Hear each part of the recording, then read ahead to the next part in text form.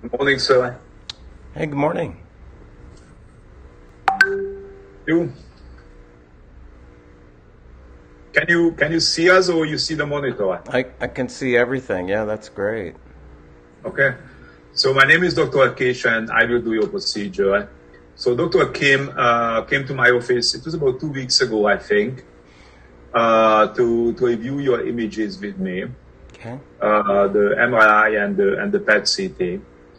And so this is your liver, and it looks like this is the only lesion that you have in the liver. Do you see it? I see it. Yes. Uh-huh. Yeah.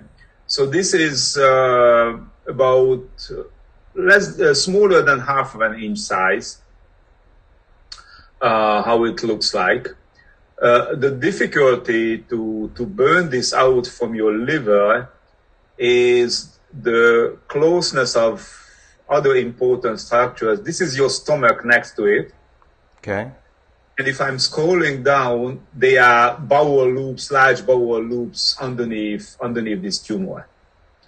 Because conventionally, what we do is to placing a needle, a special needle into this tumor and kind of burn it out. Mm-hmm.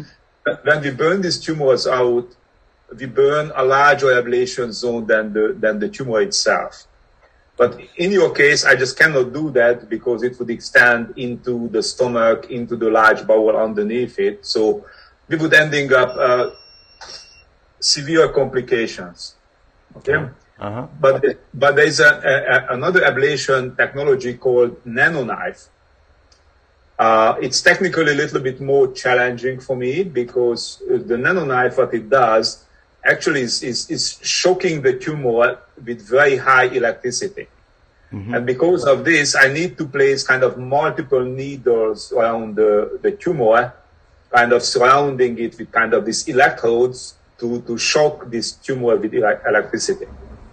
So instead of placing one needle into the tumor, using the Nanoknife, I need to place at least, three needles around these nodules and shock it with electricity.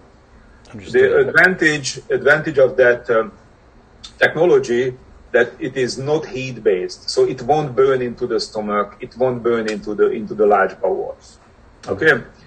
The disadvantages, as I mentioned, I need to place at least three needles instead of one. The other disadvantage based on papers that for this size lesion, if I would burn this out with heat, the chance that the tumor comes back is less than 5%. Okay. With the other technology, it is around 20%. Okay, so it's a little bit higher chance that the tumor comes back, but still, I think I would take it the 80% chance that we're able to burn out this or kind of kill this tumor in your liver. Yes. Okay, so that would be the procedure. Any question about it, sir? My only question is, I mean, have you, for me as a patient to you as a doctor, have you done this procedure quite a bit? Or I know it's sort of new. So the ablation is not new at Moffitt, so we are doing it over 10 years. I don't know how many hundreds of ablations. And, by ablation, do you mean the Nanoknife procedure? So the Nanoknife is also not new. The Nanoknife, we have it for 10 years. No, I know it's not new, obviously, but I don't know if it's new with Moffitt or new with you, Yeah, it's not new at me, so I'm using it for 10 years. Okay. And as I mentioned, so when patient has a tumor in safe location, we use the heat-based ablation, not the Nanoknife. But probably I also did about 50 Nanoknife cases. Mm-hmm. So because in these locations, when I cannot use the heat-based ablation, I am using the Nanoknife. Right, and they're, I guess, overall, they're pretty almost totally successful, right? I mean, from what I've been reading, it's a very, very optimal procedure. In the liver, it's very successful. And again, if the tumor comes back, obviously we need to do follow-ups with you. If the tumor comes back, usually it comes back as a smaller lesion, and smaller the lesion is, it's higher the chance that I get it out. So yeah, even if the tumor comes back, there's a chance that I can do it again if I have to. Right, yeah. And in my case, I think, I mean, when I was initially diagnosed, the tumor was quite large. It was 6 centimeters. So I think, Yes. I think Yes. it's going in the right direction anyway. Instead of coming back, I think it's shrinking Yeah. away. I'm interested in this because there's no use of, from what way I understand it, there's no use of drugs. You know, like a chemotherapy type. Yeah. There's no chemo. It is just, So it's clean. it potentially will be an the outpatient procedure for you. If we finish in time and there's no complication, potentially you go home the same day. But please plan that you stay in the hospital. This is how we plan with each patient. And if it goes well, and if you would like to go home, because some patient, despite I would let the patient go home, the patient would like to stay because it lives far away or some other. Yeah, understood. I have another question, unless you have more to cover on this. No. I was going to ask, now on this one, you can, because I've seen some on, of course, as soon as you hear the word Nanoknife, I'm on Google, right? Yeah. What's Nanoknife? What's this?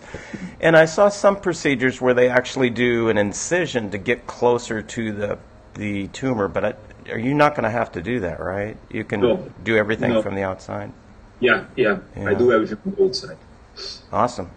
Yeah, I'm excited about this. I read enough about the technology that it's and I know initially they were talking about, like what you mentioned, is that it was like affecting some of the other surrounding tissues, but now it's so precise that you can just get in one area and you're with the cancer cells. The way I understand it, it actually destroys.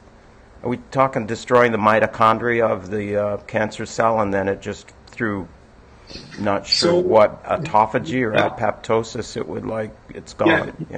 Yeah. So what it does is this high electric activity opens up tiny holes. This is why it's called Nanoknife, because it's nanometer size tiny holes on the cells, but the cells cannot repair.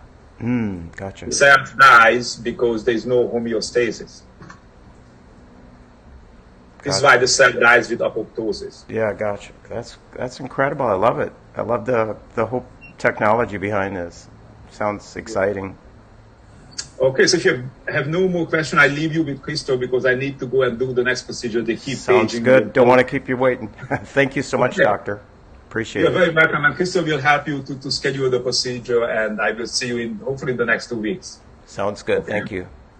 Thank you. Bye, sir. Bye. Jessica Smith's CT is ready, she said. Okay, were you able to get a screenshot of the picture? I was. I appreciate that. Good. Yeah, good. So the next step then is going to be for our scheduling team to reach out to you. Okay. To set up a time that works with your schedule, and then anesthesia will also have to evaluate